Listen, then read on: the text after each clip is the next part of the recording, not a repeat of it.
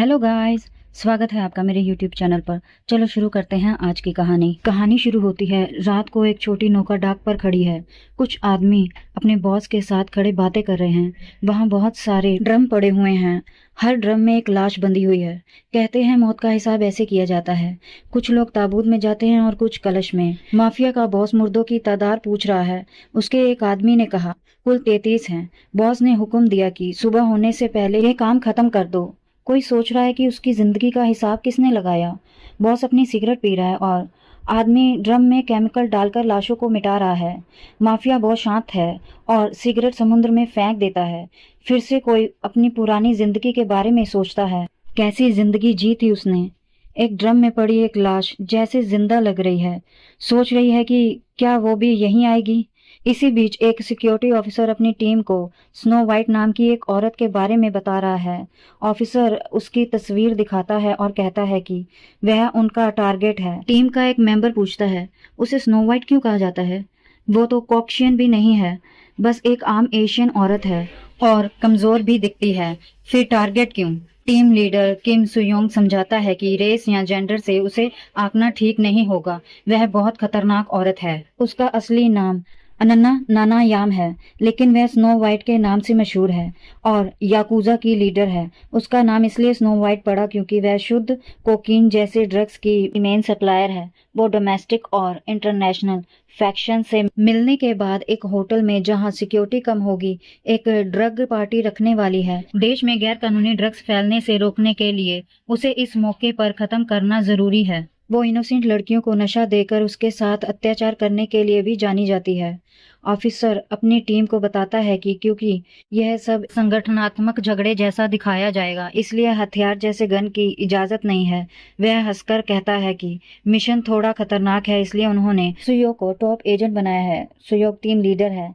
एक मेंबर मजाक करता है, पर सुयोग बड़ा आत्मविश्वास से कहता है, इसे मुझ पर छोड़ दो। अब हमारा हीरो होटल में घुसता है, जहां बहुत सारे याकूजा खड़े हैं। याकूजा सोचते हैं कि ये आदमी यहाँ कैसे आया।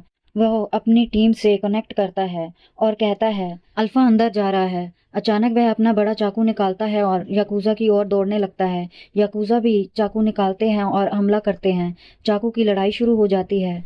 सुयोन एक याकूजा की गर्दन काट देता है और बाकी को एक एक करके मार देता है। सुयोन को याद आता है कि उसके ऑफिसर ने बताया था कि लगभग 10 नॉन कॉम्पिटिटर को निकालना है और लड़ाई वाले 20 से ज्यादा होंगे। जब पूछा गया कि एंट्री के लिए कितने एजेंट चाहिए, तो उसने कहा कि उसे सिर्फ 3 एजेंट चाहिए, खुद समेत। ऑफिसर हैरान होता है। सुयोन बताता है कि यहाँ 3 एग्जिट्स हैं, इसलिए ऐसा कर रहा है। आखिर यह एक सफाई ऑपरेशन है, इसलिए याकूजा की संख्या ज्यादा मायने नहीं रखती।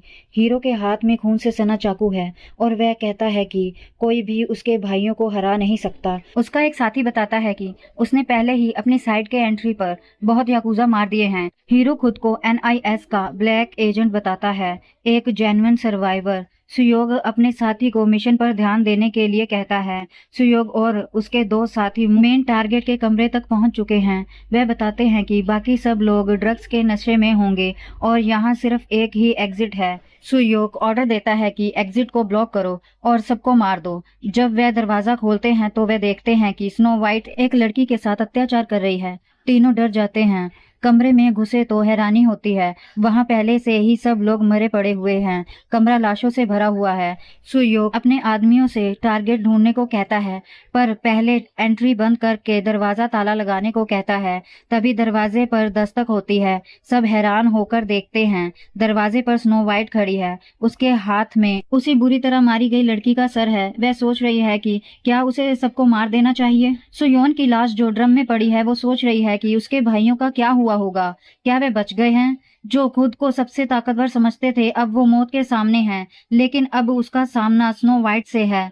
स्नो वाइट मुस्कुराती है और अचानक उसके एक भाई की ओर इशारा करके बहुत छोटी सी चीज फेंकती है। वो सोच भी नहीं पाता कि ये क्या है और वो चीज सीधी उसके माथे के आर पार चली जाती है। वो वहीं पर मर जाता है। साथ ही स्नो वाइट उस मरी हुई लड़की का सिर भी फेंक देती है।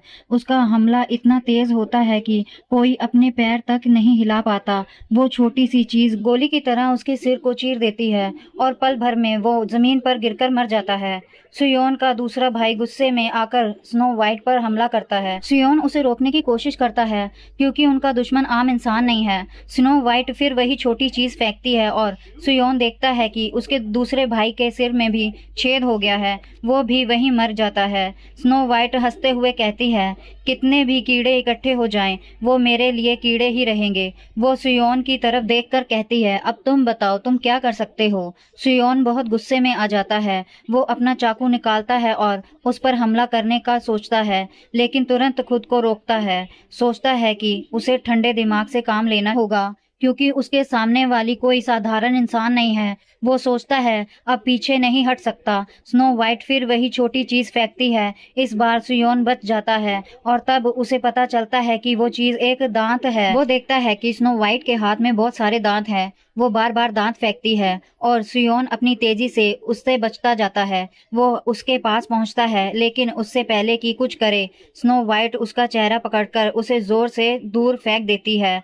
सुयोन हैरान होता है, एक औरत के पास इतनी ताकत कैसे हो सकती है। वो सोचता है ये कैसी ताकत है। अचानक स्नो वाइट हवा में कूदती है। उसका चाकू पकड़कर सुयोन के घुटनों पर जोर से गिरती है। सुयोन दर्द से चिल्ला उठता है। वो उसके ऊपर बैठ जाती है और कहती है, मुझे तुम बहुत पसंद आए, तुम मुझे और ज्यादा एक्साइटेड करते हो। वो उसका चाकू उसके हाथ में घुसा देती है। सुयोन दर्द से कर्रा उठता है, हिल भी नहीं पाता। स्नो वाइट मुस्कुराकर कहती है, तुम्हारी ये बेबसी मुझे और मजा देती है। वो चाकू को उसके हाथ में घुसाती है। सुयोन दर्द से चिल्लाता है, ये कैसी खुशी है तुम्हारे लिए। स्नो वाइट मृत शरीर की ओर इशारा करती है और कहती है, ये दृश्य और ऐसे लोगों की जान लेना, यही मेरा मजा है। सुयोन सोचता है क्या यही उसके लिए मजा है। वो जोर से चिल्लाता है और अचानक वो पूरी ताकत से उसका गला काटने की कोशिश करता है। वो उसके गले से एक टुकड़ा मांस निकाल लेता है। फिर वो पास पड़ी टूटी कांच की शीशे की नुकीली कली उठाता है और उसे उसके गले में घोंप देता है। खून की धारा बहने लगती है। सुयोन को लगता है कि उसने आखिरकार उसे मार दिया। स्नो वाइट उसके ऊपर गिरकर स्थिर हो जाती है। सुयोन सोचता है कि उसका बदला पूरा हो गया और अब वो अकेला जिंदा बचा है। वो अपने भाइयों से मन ही मन कहता है, माफ करना भाइयों, मैं भी जल्दी तुम्हारे पास आ रहा हूँ। लेकिन तभी स्नो वाइट फिर से आंखें खोलती है। सुयोन चौंक जाता है, ये कैसे हो सकता है। वो जोर से चिल्लाता है। स्नो वाइट कहती है, तुम इंसान होकर भी मेरा गला काटने की कोशिश की। मैं इम्प्रेस हुई। डर के मारे सुयोन सोचता है ये आखिर है क्या। वो घबराकर सांस लेता है। स्नो वाइट कहती है, समझने की कोशिश मत करो, तुम्हारे लिए बेकार है। वो कहती है, तुम पहले इंसान हो जिसने इतना किया। मुझे उम्मीद थी तुम कुछ अलग करोगे। फिर वो चाकू को उसके हाथ में और गहराई तक घुसा देती है। सुयोग दर्द से चीख उठता है और ज्यादा दर्द सहन न पाने की वजह से बेहोश हो जाता है। स्नो वाइट अभी उसके ऊपर बैठी है, हंसते हुए कहती है, कितना दयनीय है ये। तभी बाकी याकूजा कमरे में घुसते हैं और पूछते हैं कि वो ठीक है या नहीं। वो उसकी तरफ देखती है और पहले वाले पर दांत फेंककर उसके सिर में घुसा देती है। वो वहीं मर जाता है। बाकी सब डरकर चुप खड़े रहते हैं। वो ऑर्डर देती है, इन लाशों को साफ करो, हम जापान वापस जा रहे हैं। अब सुयोन एक ड्रम में खड़ा है, नंगा, केमिकल में लिपटा हुआ, आसमान की ओर देख रहा है। वो सोचता है, कहते हैं मौत इंसान की जिंदगी का हिसाब करती है। एक याकूजा सदस्य उसे देखता है और अपने साथी से कहता है, ये क्या हो रहा है। दूसरा पूछता है, क्या मतलब है, क्या मामला है। उनका बॉस हंसता है और कहता है, इसे देखो, घबराओ मत, ये पक्का मर चुका है। एक आदमी कहता है, क्या ये मौत के बाद शरीर का खत्म होना है या कुछ और, क्योंकि उसने ऐसा कभी नहीं देखा। सोचता है कि किस तरह की नफरत किसी को ऐसा करने में मजबूर कर सकती है। हमारा नायक सोचता है कि अगर उसने मरने से इनकार कर दिया तो क्या होगा। उनका बॉस अपनी जलती सिगरेट उसकी गर्दन पर रख देता है और अपने आदमियों को ऑर्डर देता है कि उसे जल्दी दफना दो ताकि वह चैन से सो सके। सुयोन सोचता है कि उसे किस तरह की मौत का लेखा जोखा मिलेगा। तभी उसकी गर्दन पर जहां सिगरेट ने उसे जलाया था वहां जख्म अचानक पूरी तरह भर जाता है, जिससे बॉस हैरान रह जाता है। वो सब इस बारे में सोचते हैं और सुयोन मौत के मूल्यांकन के बारे में सोचना जारी रखता है। याकूजा का बॉस सोचता है कि शायद वह बच गया होगा, पर सुयोन सोचता है कि वो तब तक इवैल्यूएशन नहीं पाएगा जब तक उसने उस कमीने का बदला नहीं ले लिया। उसे वह वक्त याद आता है जब वह और उसके दो भाई एक होटल के कमरे में थे और एक दूसरे को अपनी उपलब्धता बता रहे थे। पहले अल्फा ने कहा कि वह क्लियर है, फिर चार्ली ने। सुयोन सब फील्ड के टीम मेंबर से कह रहा था कि मुख्य लक्ष्य के पास पहुंचो, सब नशे में होंगे और यहाँ सिर्फ एक ही एग्जिट है, उसे बंद करो और सबको मार दो। वह हाल में अकेला खड़ा है और सोचता है कि सारे लोग कहाँ गए। अचानक किसी ने पीछे से उसका मुंह दबा दिया। वह एक विशाल भयानक बर्फ है जिसके अनगिनत हाथ हैं और उसकी सारी हथेलियां उसे पीछे से पकड़ रही हैं। वह बताती है कि वह सफल हो गया है। हीरो उसकी पकड़ से भागने की कोशिश करता है और वह कहती है कि वह स्वागत के काबिल है। वह हंसती है और कहती है कि वो डे वॉकर है। अचानक सुयोन ड्रम में अपनी आंखें खोलता है। सूरज उसकी जमीन पर चमक रहा है और जहाज समुद्र में तैर रहा है। उसे सिर में दर्द महसूस होता है। वह पूरी तरह नंगा है, शरीर खून से लथपथ है और वह सोचता है कि वह क्या कर रहा था। चारों ओर देखने पर उसे कई याकूजा सदस्यों के मरे हुए शव मिलते हैं। वह सोचता है कि ये क्या है और किसने किया होगा। तभी एक जवान आदमी उसका नाम लेकर बताता है कि वो हेडक्वार्टर से है और उसे साथ जाने को कहता है। वह एक कार में यात्रा कर रहे होते हैं और वो उनसे पूछता है कि जहाज पर क्या हुआ।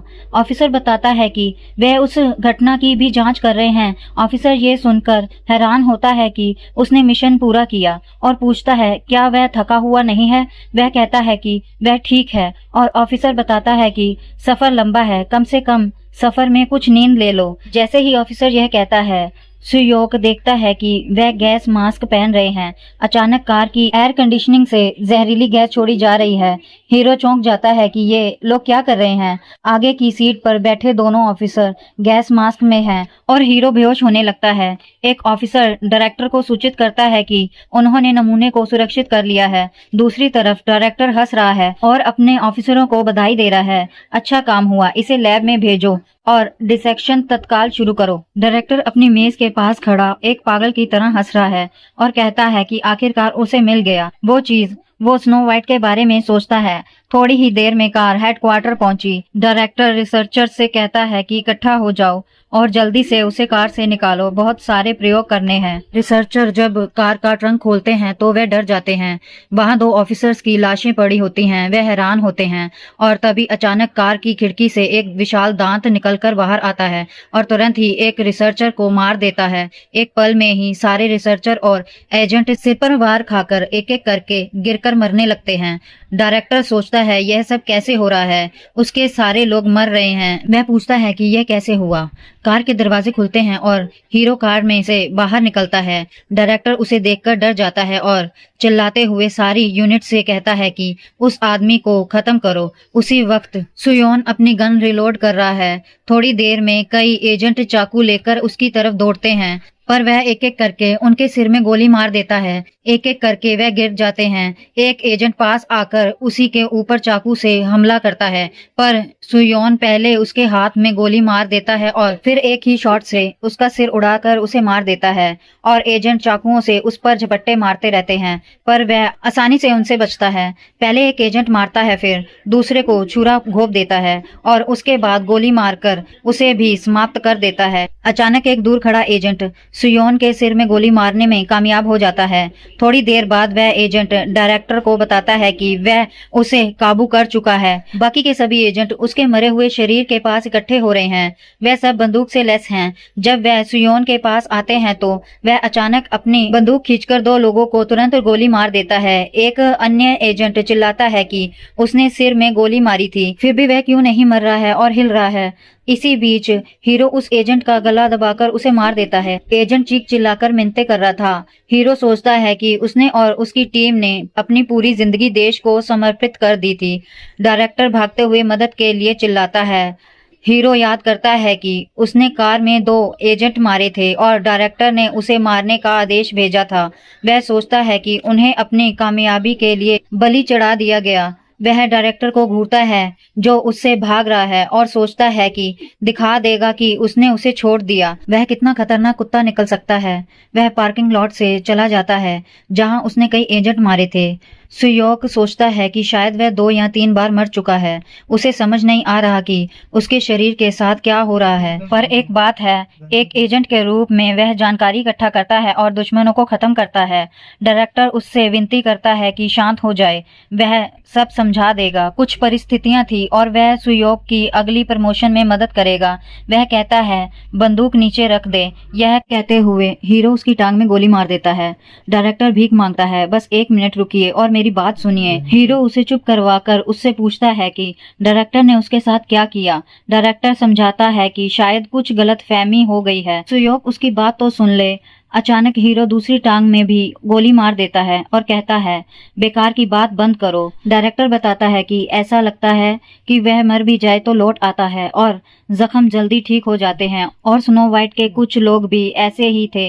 ये लोग नई ताकत होते हुए भी शायद उसी टेक्नोलॉजी की वजह से जापान के शीर्ष पर पहुंच गए थे। डायरेक्टर कहता है कि वो भी वह तकनीक हासिल करना चाहते थे। सुयोग पूछता है कि फिर डायरेक्टर ने उन एजेंट को क्यों भेजा। डायरेक्टर बताता है कि वह कोई जानकारी हासिल नहीं कर पाए, सब मर गए, इसलिए योजना बदली गई। उन्हें भोजिल एजेंट से नहीं, हमने भरोसेमंद भेजा, इसलिए सुयोग चुना गया। डायरेक्टर आगे कहता है कि जैसे ही स्नो वाइट कोरिया में आई, उसने वो टेक्निक लाई। अब से खतरनाक मिशनों में सुयोग को चोट की चिंता नहीं होगी। तूने टीम लीडर की तरह कड़ी मेहनत की है, मैं तुझे हीरो कहूंगा। लेकिन इसी तरह हीरो उसको बाह में गोली मार देता है। डायरेक्टर चिल्लाता है कि उसने सब बता दिया, फिर क्यों गोली मार रहा है। सुयोग सोचता है कि डायरेक्टर उसे हीरो क्यों कह रहा है, जबकि वह उसे टेस्ट सब्जेक्ट बनाने का प्लान रखता था। क्या उसे उस कमीने का असल मतलब पता ही नहीं था।